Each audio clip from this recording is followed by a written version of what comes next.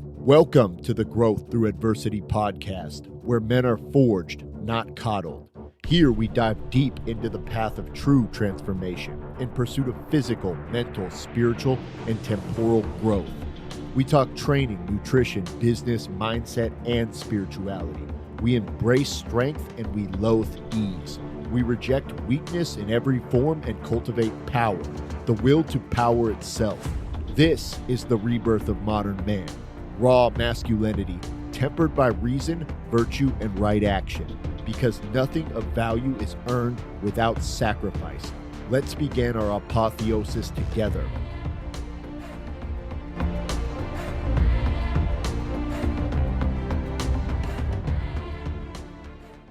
All right, so anybody in here got any questions we want to start with?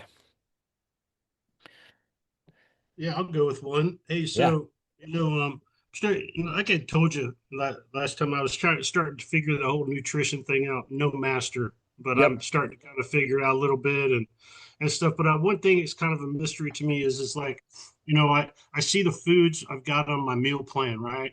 Yep. And you got the alternatives down there Yep. and stuff. So understand, like if it's a day you're going to go work out, you're going to eat this. Are there some like proteins that are better to eat on in the mornings versus at night? Same with carbs and fats. Is that incorporated into the meal plan, that, or is there something that or does it not matter? They all just digest the same way, So you know? that's a great question, honestly. So it does matter to some effect. How much it matters, I think, is something that like we've gone back and forth on quite a bit, and I think it's a lot less than we used to think. But with that being said, like it does matter, and it matters especially when we're talking about like carbohydrates specifically. So proteins, like what I like to do is, and it's kind of unconventional, is so and to answer part of that question too, because there's a few questions wrapped up in there, so I'll answer them all. It is built into your meal plan, and the way that we do it is rather than like, and there's a lot of different ways to do stuff, but rather than like, increase your calories on workout days, decrease your calories on off days, I've found this to be very difficult for people to adhere to, especially like when starting a new meal plan as it is and starting to eat cleaner and do like stuff that's already new. We want to simplify that process as much as possible so that it's easier to follow. So what we do is we look at calories on an aggregate level, so in weekly, monthly type of stuff. So your calorie deficit or your calorie surplus is built in to your meal plan naturally, right? So you don't have to eat more or eat less on workout days, because it's already built in and it's just spread out over the course of, a week or a month. Does that make sense? It does, yeah. So that's answer one. Answer two, we're looking more at like meal timing, like a meal timing question, and this does matter. So again, like I think it matters. I mean, we start getting into like really like biohacking and optimizing performance type fields when we talk about this. So like 80% of it is like just get your daily calories, get enough protein, work out. Like that's 80% of it. There might be like a 20% benefit on top of it of what we're going to talk about here. And what it comes down to is that carbohydrates around the workout are fuel, right? So when we eat carbohydrates around the workout, that blood glucose, carbohydrates digest very fast and it ends up as glucose in your bloodstream. When you have glucose in your bloodstream, your body will save the glycogen in your muscles and it will use that first because it's easier to use. It's just there, it's ready to go. So that's one benefit. And so you'll be able to get longer, more intense workouts when we have fast digesting carbohydrates before a workout, say 30 minutes to an hour before a workout, and even intra workout. Like, so I'll drink dextrose during a hard workout, which is, basically just glucose. And then, it's in liquid form. So the body's digesting it very fast, 15, 20 minutes, and it's ending up in the bloodstream. And then, you have a constant trickle of blood glucose, so you can kind of spare some of your glycogen stores and get a couple more intense sets and maybe a couple more reps, which matters on a very long-term scale. So that's carbohydrates. Like fast digesting carbohydrates before and during the workout are great, especially before. If you're going to do it during, it's definitely going to want to be a liquid form. And then post workout and throughout the rest of the day, we're going to want those higher quality health type carbohydrates which are going to be the opposite. They're going to be slow digesting carbohydrates. So things that either have a lot of fiber in them, like potatoes, sweet potatoes, they have a starchy matrix. It takes a long time for your body to break them down, releases glucose in small amounts, so you don't get that glucose spike and crash that causes people, and then the subsequent insulin spike and crash that causes problems over time. Um, and then, like whole grains, so brown rice, quinoa, things of that nature, that where the whole grain still, oatmeal where the whole grain's still intact, because that's going to give you the fuel to kind of restore those glycogen stores that you tapped out during your workout without getting those nasty blood sugar spikes and crashes that are going to cause issues. So that's carbohydrates. Just think fast digesting carbohydrates, white rice, bread, things like that, pastas, things That's like going to that. burn. Yeah, that Right. your body's going to burn them during the workout. So if you want to eat them around the workout. And then later in the day when we're away from a workout is we want to have higher quality carb sources. So like potatoes, sweet potatoes, whole grains, you know what I mean? The more quality stuff that's Right. going to digest slower. Does that make sense for carbs? It does. And then proteins are a little more complicated. So protein takes a lot longer to break down by the body, just like fat does. So if we eat protein 30 minutes before a workout, like you're going to be bloated. Your stomach's going to be need the blood. It's going to be stealing blood from muscles. It's going to be counterproductive. But with that being said, like there is definitely something to eating protein pre-workout because if you think about it, like the way your body digests, like most of us drink or eat protein after the workout, which is good too. But like after the workout, it's going to take your body an hour or longer to digest that protein. And after a workout, your insulin levels are up. Your body can really use those nutrients post-workout, right? Your body's much more sensitive to insulin, so it's able to carry more nutrients into the cells. So what I personally like to do is I use a really high quality whey protein isolate. So isolate is the least, it is the purest form of whey. It doesn't have, it has much less lactose in it. It has much less of additives in it. So your body's able to digest it much faster. It's basically as close to amino acids as you can get. So I'll do that about 45 minutes before my workout. I'll do a scoop of whey isolate. That doesn't affect my workout. And then I'm in there and then, I go work out for a couple of hours as my body is getting to the point where it's starting to digest that protein, now I'm in a really good anabolic window where my body can use that protein. And, the insulin levels are up, the body's sensitive to insulin. So all those amino acids are getting hammered into muscle cells. Does that make sense? It does. So like a lot. So basically, all that stuff's getting worked during the day, but Yep. when you're sleeping, that's kind of when the magic is happening, isn't it? Yep. Kind of like the fat burning. Because man, taking a piss freaking many times during the night, Yep. and I don't have any prostate issues. I don't have any bladder issues, Yep. you know. And my wife, she's a nurse, and so she was like, "That's when your body's flushing out all that Yep. shit." Is that Absolutely. am I on that? Yeah, Hmm. definitely. I mean, that's your body is in repair mode while you sleep, especially deep sleep. So, protein synthesis is happening, to a lesser degree, lipolysis, fat burning is happening. Testosterone levels are highest, HGH levels are highest. All of these anabolic hormones are being secreted, and so your body is in its rebuilding phase. And yeah, like what people don't realize about exercise is that there's a ton of like metabolic byproducts that come with it. So when you're in there exercising, you're breaking down muscle tissue, there's lactate, there's uric acid, there's all of this stuff that gets secreted in the breakdown of tissue that ends up in your bloodstream. And then it's your liver and your kidneys' jobs to flush that out. And that's exactly how they flush it out. And another thing is like in that same tent, that's why I always recommend NAC and N-acetylcysteine to all my clients because you're putting extra stress on the liver just by training. Everybody thinks alcohol, drugs as the liver stressors, you know what I mean? Medication, those are the main ones, but the same process that stresses your liver is caused by training, right? Because you have all these metabolic byproducts in your bloodstream that your bot that are toxic that your body Hmm. has to filter out, and that's the liver's job and that's the kidney's job. And so yeah, it Hmm. would absolutely make sense that like I never thought of it like that, but it does make sense that your body's just filtering stuff out. And then just as we get older, just don't get as I don't sleep through the night anymore either. You just don't get as good at holding it as you were. I think it wakes you up, and then once you're up, you're like, yeah, well, I gotta go now. So that's part of the process too. Yeah. Hmm. Does that answer the questions? All of them. Appreciate it. Perfect. Thank you. Cool. Awesome. Anybody else in here got any questions? Hi, Cheryl. Haven't seen you for a while. Hope you're doing well. Awesome. Cool. I am going to throw you guys on mute here. And I am going to answer these. What do I have? I got one, two, three, four, five. I picked the five that I felt like would have the broadest, kind of relevance, right, out of some of the Q&As. These are ones I was not able to respond to on like my Instagram story or in Reels. So I'm going to respond to them now, and I'll tag these people if I can remember their usernames when I post maybe snippets of it or some way.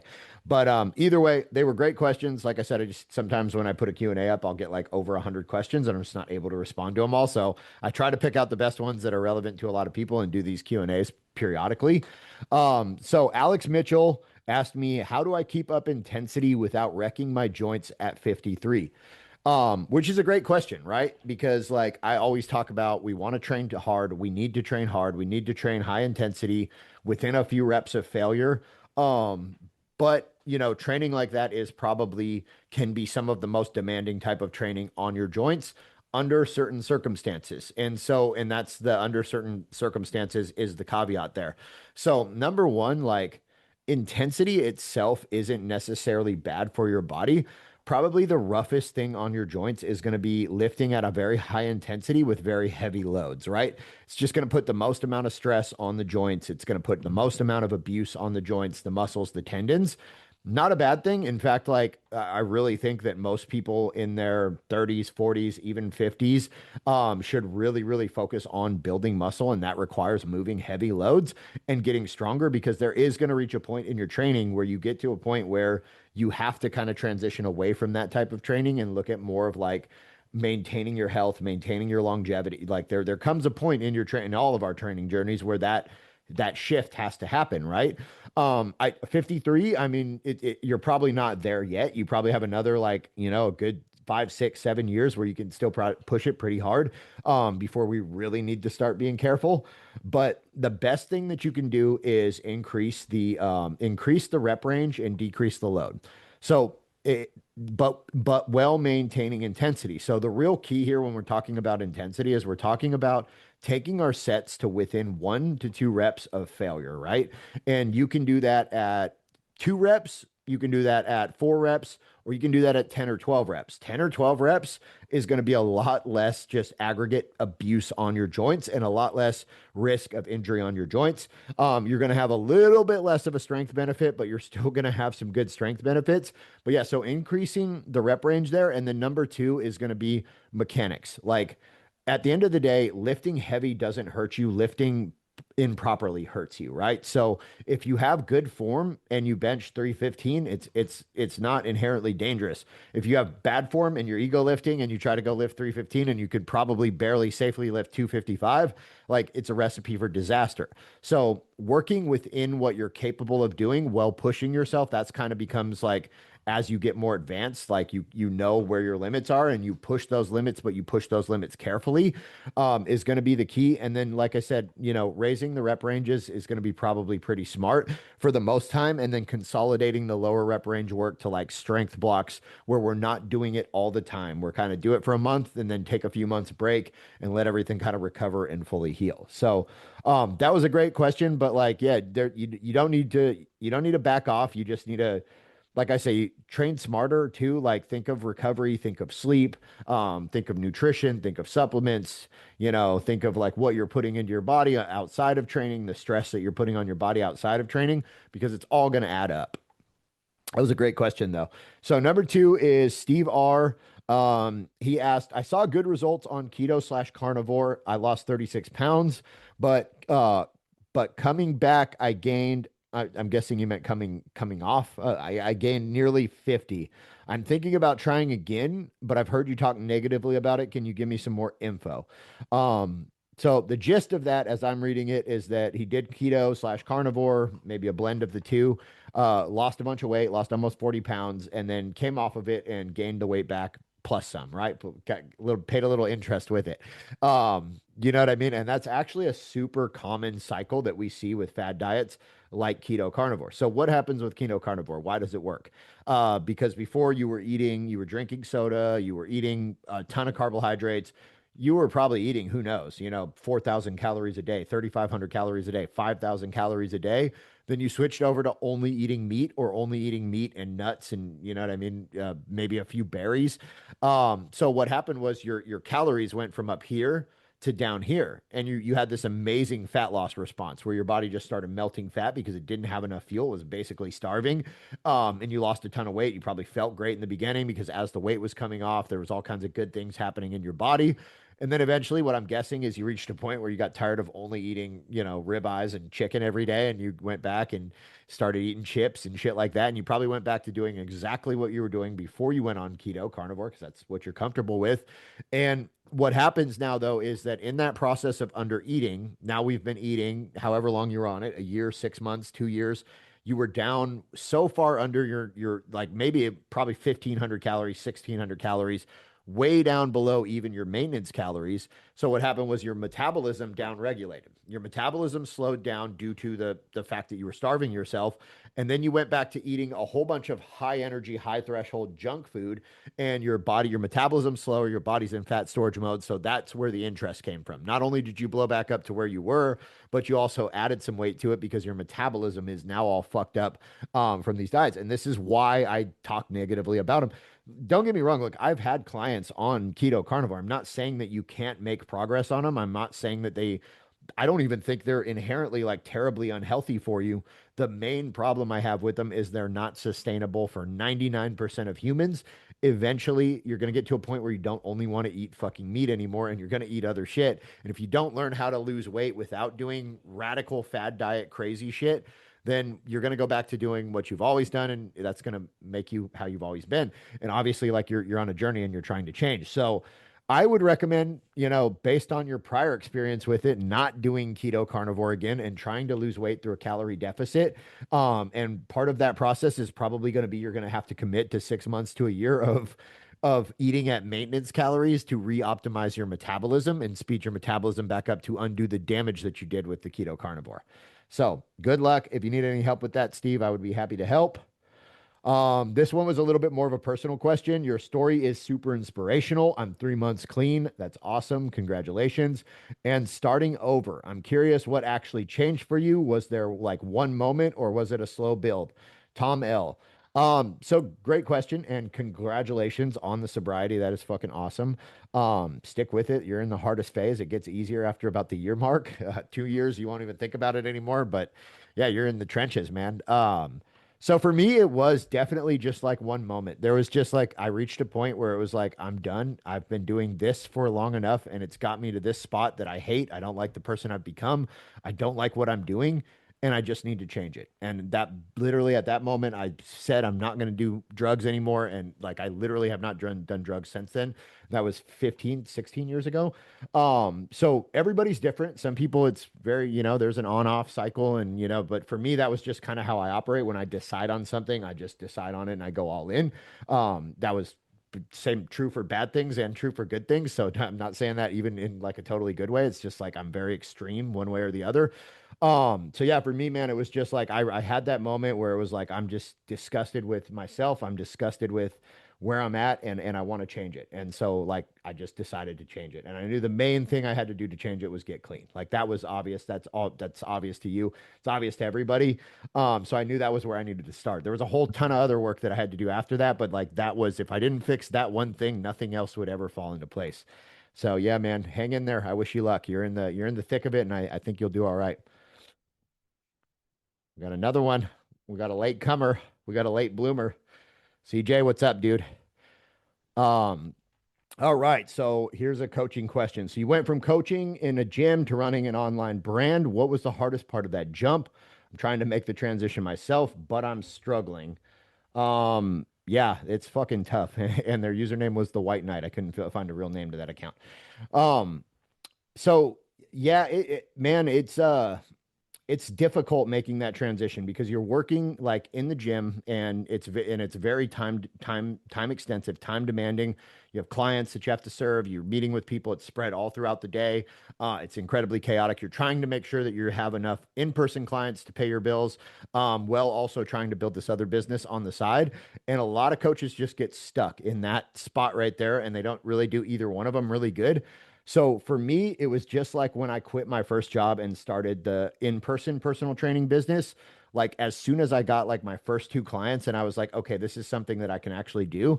I just quit my job. And I was like, well, if I got two clients while doing this, working a 40-hour a week job that I fucking hate, imagine how many clients I could get and how much better I could serve them if I could just like do this full time, right? So that was my mentality. And it was like, it was risky as fuck because those two clients were only paying me $800 a month.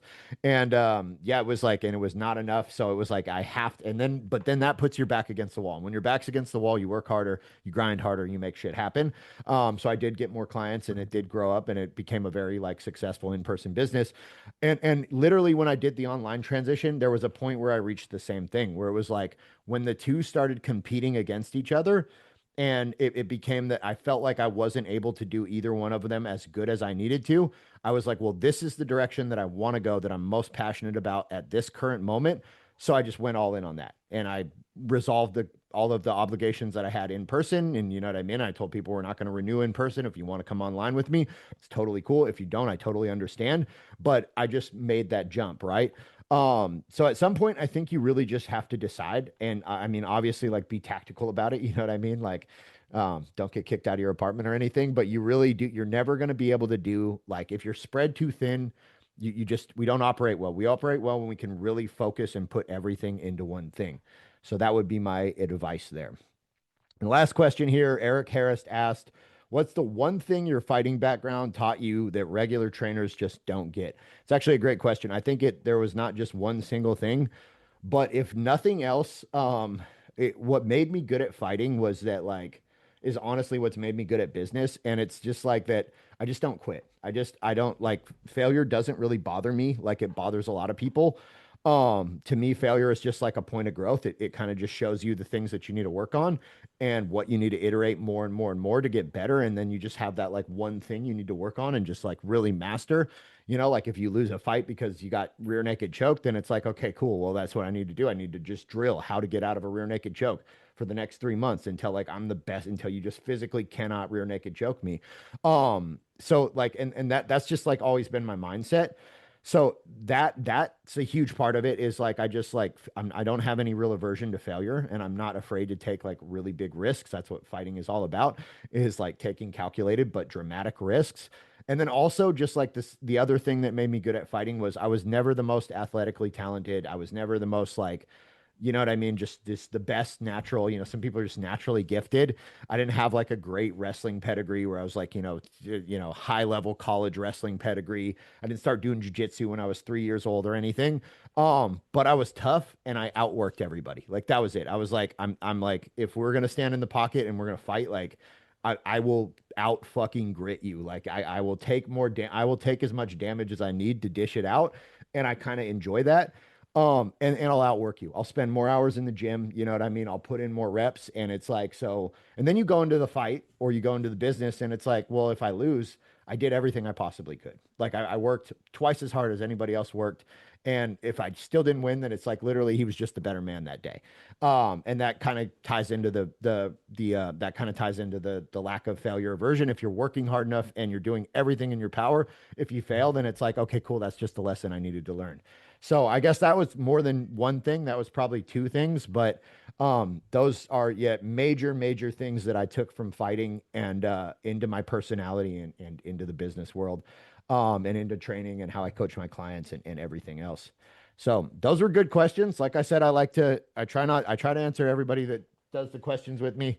Sometimes I don't get to them, but I usually circle back. All right, guys, if anybody else has any other questions before we close it out, you can unmute yourself and ask them. Um, and I will give you guys a couple seconds. And if not, that's totally cool too. I appreciate you guys showing up. All right. I'm going to get out of here. Thank you guys so much for showing up. You guys have a great rest of your day.